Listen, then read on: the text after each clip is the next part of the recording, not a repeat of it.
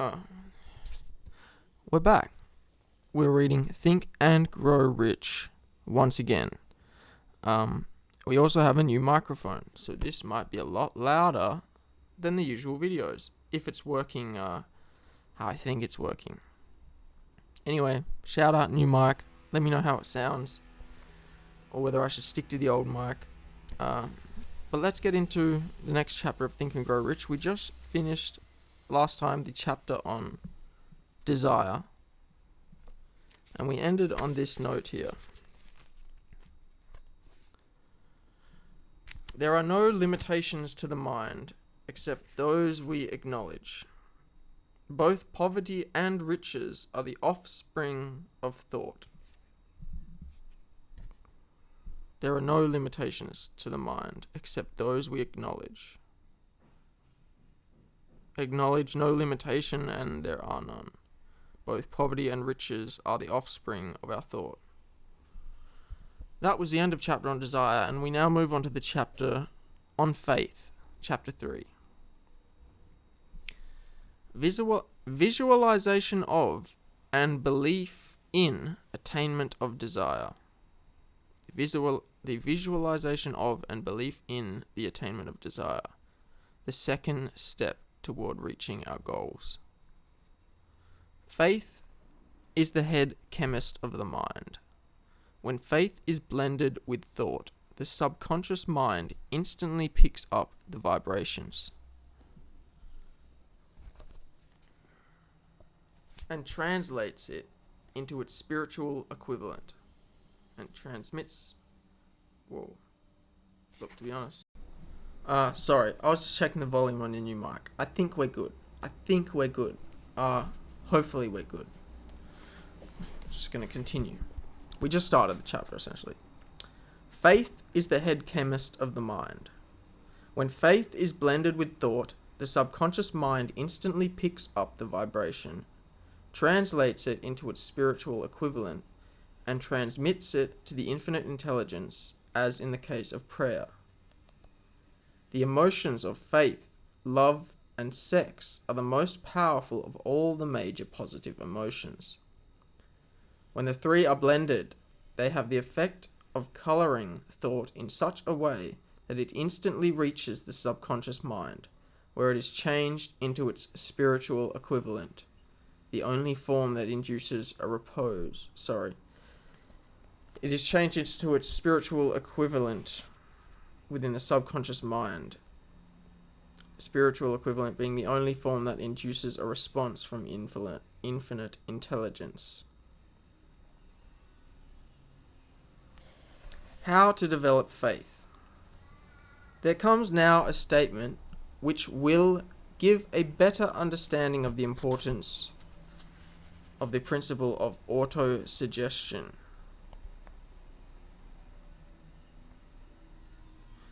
A statement which will give better understanding of the importance the principle of autosuggestion assumes in the transmutation of desire into its physical or monetary equivalent.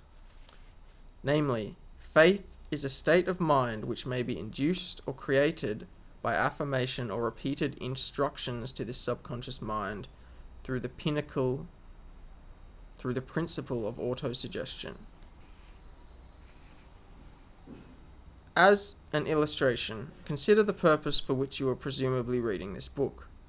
The object is naturally to acquire the ability to transmute the intangible thought impulse of desire into its physical counterpart, wealth. By following the instructions laid down in the chapters on autosuggestion and the subconscious mind, as summarized in the chapter on autosuggestion, you may convince the subconscious mind that you believe you will receive that which you ask, and it will act upon that belief. That belief which your subconscious mind passes back to you, which your subconscious mind passes back to you in the form of faith, followed by definite plans for procuring that which you desire.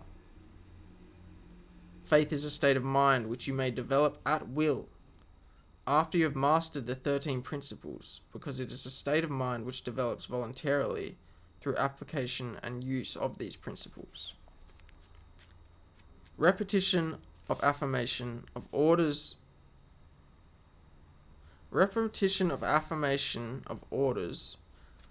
to your subconscious mind is the only known method of voluntary development of the emotion of faith. Perhaps the meaning may be made clearer through the following explanation as to the way men sometimes begin criminal. Bro, I cannot fucking speak today. Holy shit. Is this even worth continuing? Yes, it is worth continuing. I'm sorry. This is going to be a rocky one. We're cutting back and forth, but I'm going to continue. I was just saying that perhaps the meaning of faith may be made clearer through the following explanation as to the way men sometimes become criminals. Stated in the words of a famous criminologist, when men first come into contact with crime, they arbor it, as in they're repulsed by it, they don't like it. If they remain in contact with crime for a time, they become accustomed to it and endure it. And if they remain in contact with it long enough, they finally embrace it and become influenced by it. This is the equivalent of saying that any impulse of thought which is repeatedly passed on to the subconscious mind is finally accepted and acted upon by the subconscious mind, which proceeds to translate that impulse into its physical equivalent by the most practical procedure available. Damn. That's... okay, I'm glad I continued reading. I'm sorry it's been a rocky start. In connection with this, consider the statement, all thoughts which have been emotionalized, given feeling, and mixed with faith, begin immediately to translate themselves into their physical equivalent or counterpart. The emotions, or feeling portion of thoughts, are the factors which give thoughts vitality, life, and action. The emotions of faith, love, and sex, when mixed with any thought impulse, give it greater action than any of these emotions can do singly.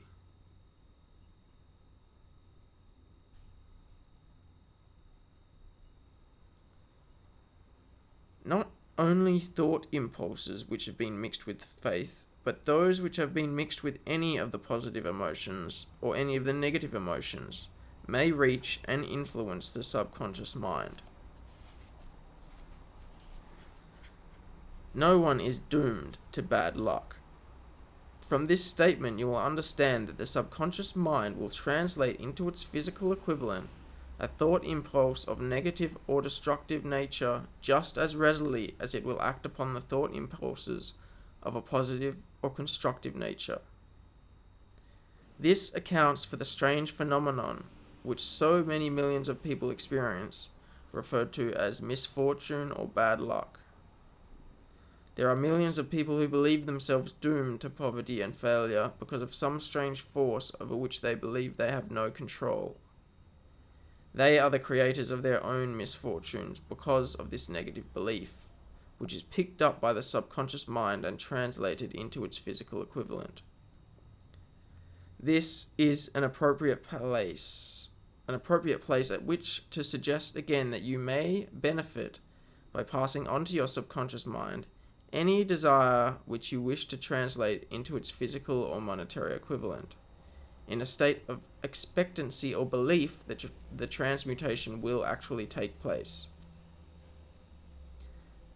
Your belief or faith is the element which determines the action of your subconscious mind. There is nothing to hinder you from deceiving your subconscious mind when giving it instructions through autosuggestion. There is nothing to hinder you from I read that wrong. There is nothing to hinder you from deceiving your subconscious mind when giving it instructions through autosuggestion, as in the same way I deceived my son's subconscious mind in allowing him to learn to hear.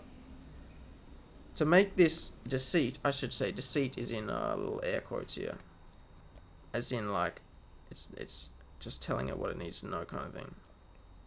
To make this deceit more realistic, conduct yourself as you would if you were already in possession of the material thing which you are demanding. When you call upon your subconscious mind, conduct yourself in that way, as though you were already in possession of what you seek.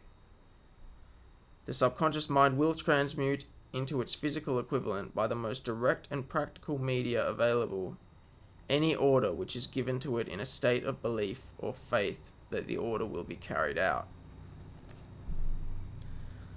Surely enough, one has been stated to give a starting point from which one may, through experiment and practice, acquire the ability to mix faith with any order given to the subconscious mind. I'll read that again because I think I misworded that too. Surely, enough has been stated to give a starting point from which one may, through experiment and practice, acquire the ability to mix faith with any order given to the subconscious mind. Perfection will come through practice. It cannot come by merely reading instructions. It is essential for you to encourage the positive emotions as dominating forces of your mind, and discourage and eliminate negative emotions. A mind dominated by positive emotions becomes a favorable abode for the state of mind known as faith. And a mind so dominated may, at will, give the subconscious mind instructions which it will accept and act upon immediately. Faith is a state of mind which may be induced by autosuggestion. All down the ages, the religionists have admonished struggling humanity to have faith in this, that, and the other dogma or creed, but they have failed to tell people how to have faith. They have not stated that faith is a state of mind that may be induced by self-suggestion. In language which any normal human being can understand, we will describe all that is known about the principle through which faith may be developed where it does not already exist. Have faith in yourself, faith in the infinite. Before we begin, you should be reminded that faith is the eternal elixir which gives life, power, and action to the impulse of thought. Faith is that which gives life, power, and action to the impulse of thought. Belief. The foregoing sentence is worth reading a second time. Oh, well, we were already ahead of that. And a third and a fourth. It's worth reading aloud. Well, let's read it another time then. Faith is that which gives life, power, and action to the impulse of thought. Belief in our thought is that which gives it life and power.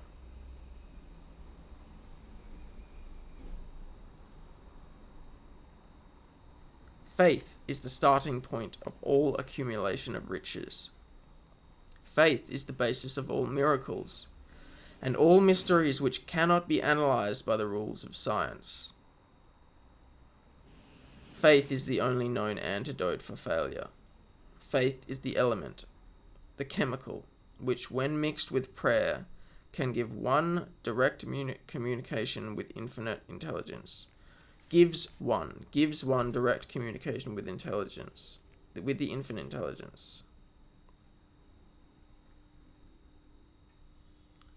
Faith is the element which transforms the ordinary vibration of thought created by the finite mind of man into the spiritual equivalent.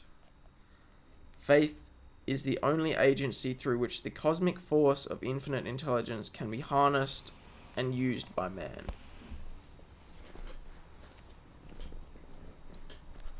The magic of self-suggestion. The proof is simple and easily demonstrated. It is wrapped up in the principle of autosuggestion. Let us center our attention therefore, upon the subject of self-suggestion, and find out what it is and what it is capable of achieving. It is a well-known fact that one comes finally to believe whatever one repeats to oneself, whether the statement be true or false. If we repeat a lie over and over, we will eventually accept the lie as truth, and moreover, we will believe it to be the truth. Everyone is what they are because of the dominating thoughts which they permit to occupy their mind. I'll read that again as well. Everyone is what they are because of the dominating thoughts which they allow to occupy their mind.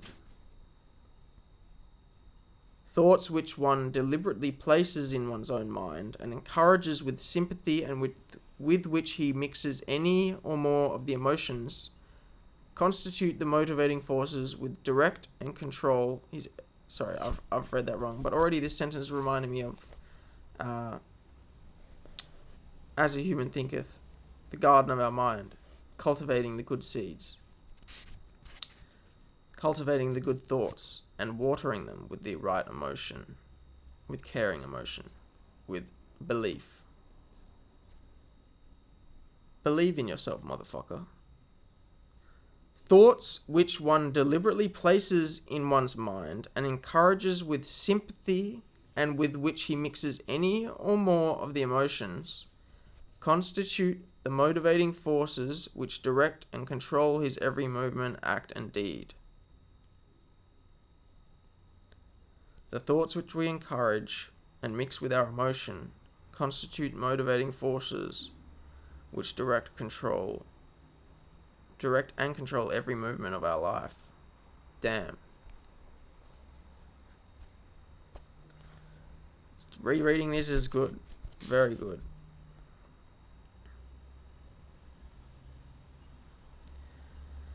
Now comes a very significant statement of truth. Thoughts which are mixed with any of the feelings of emotions constitute a magnetic force which attracts other similar or related thoughts. Thoughts which are mixed with any feelings of emotion constitute a magnetic force which attract other or similar related thoughts.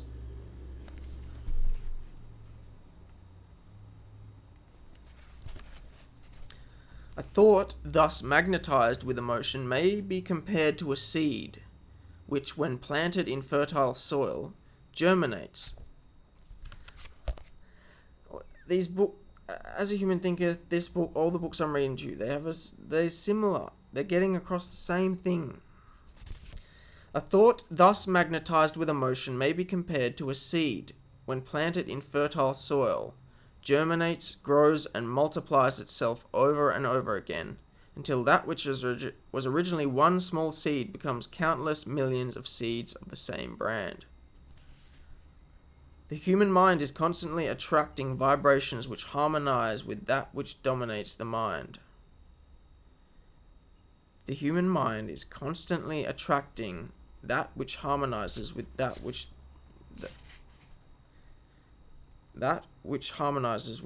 dominates the mind. Any thought, idea, plan, or purpose which one holds in one's mind attracts a host of relatives, adds these relatives to its own force, and grows until it becomes the dominating motivator, the motivating master, until it becomes the dominating, motivating master of the individual in whose mind it has been housed. I'll read that again. Any thought, idea, plan, or purpose which one holds in one's mind attracts a host of relatives and adds these relatives to its own force, and grows until it becomes the dominating, motivating master of the individual in whose mind it has been housed, in whose mind the thought, idea, plan, or purpose has been housed and mixed with emotion.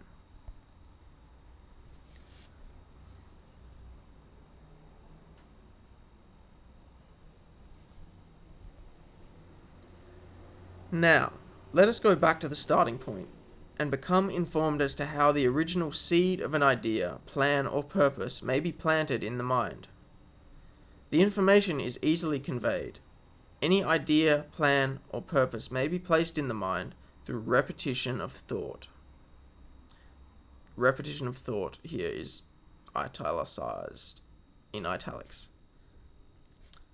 This is why you are asked to write out a statement of your major purpose or definite chief aim. Commit it to memory and repeat it in audible words, day after day, until these vibrations of sound have reached your subconscious mind. Resolve to throw off the influences of any unfortunate environment and to build your own life to order. Taking inventory of mental assets and liabilities, you may discover that your greatest weakness is lack of self-confidence. This handicap can be surmounted, and timidity translated into courage through the aid of the principle of autosuggestion. The application of this principle may be made through a simple arrangement of positive thought impulses stated in writing, memorized and repeated until they become part of the working equipment of the subconscious faculty of your mind. We follow on to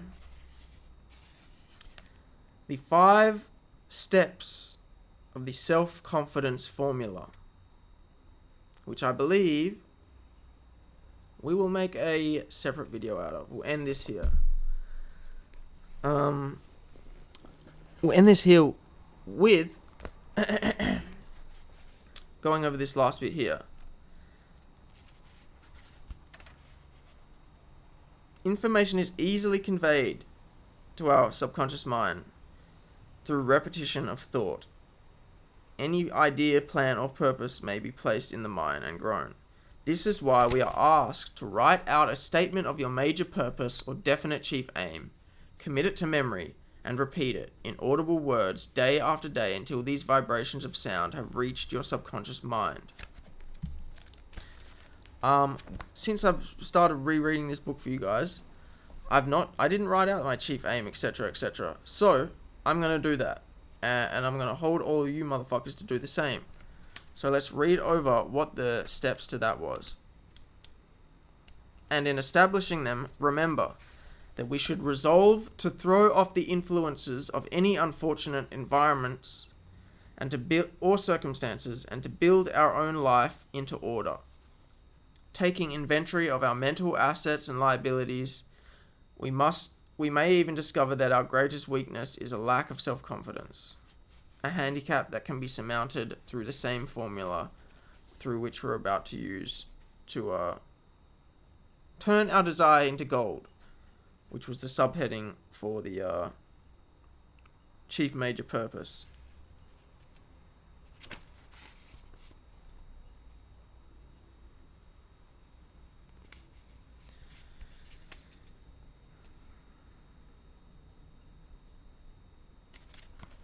So,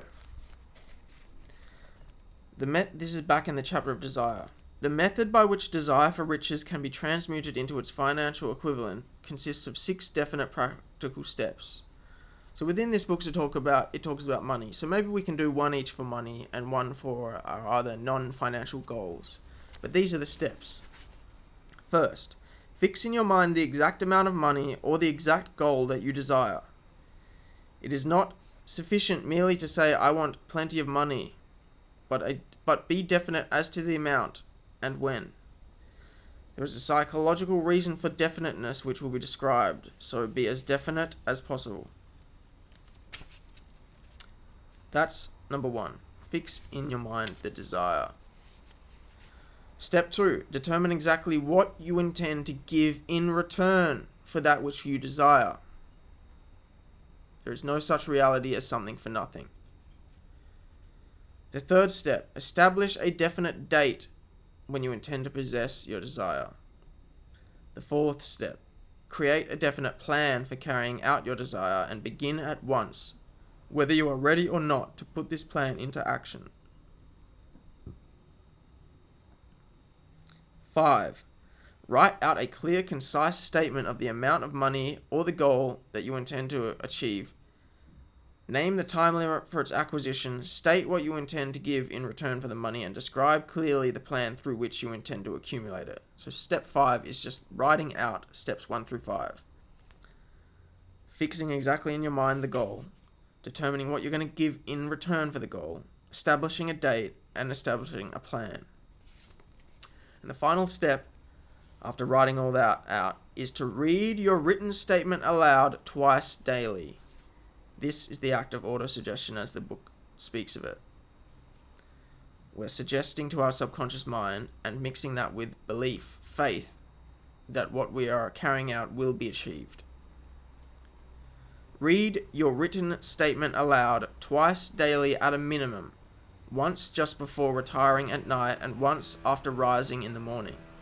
And as you read, see, feel, and believe yourself already in possession of your achievements.